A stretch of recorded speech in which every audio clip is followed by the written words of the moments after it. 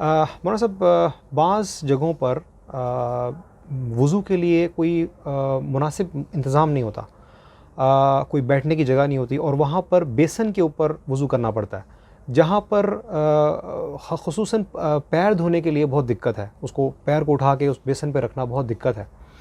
تو ایسی جگہ جہاں پر پیر کا دھونے کا انتظام موجود نہ ہو، تو وہاں پر ہم جرابوں پر مسح کر سکتے ہیں؟ دیکھیں، پیروں پر ہر حال میں دھونا اور غسل پیروں کا ضروری ہے۔ قرآن پاک میں جو تفصیل ذکر کی گئی ہے وضو کی، اس میں پیروں کا دھونا جو ہے وہ ضروری ہے، فرائض میں شامل ہے۔ اگر کہیں پر ایسی دقت ہے کہ جہاں پیر اٹھانے میں دقت ہو یا کوئی مجبور پریشان ہو، تو اس صورت میں وہ کسی برتن کے ذریعے یا کسی اور چیز کے ذریعے سے یا کپڑے کو گیلا کر کے اس کو نچوڑ کر وہ اپنے پیروں کو بالکل آسانی سے دھو سکتا ہے، اس میں کوئی حرج کی بات نہیں ہے۔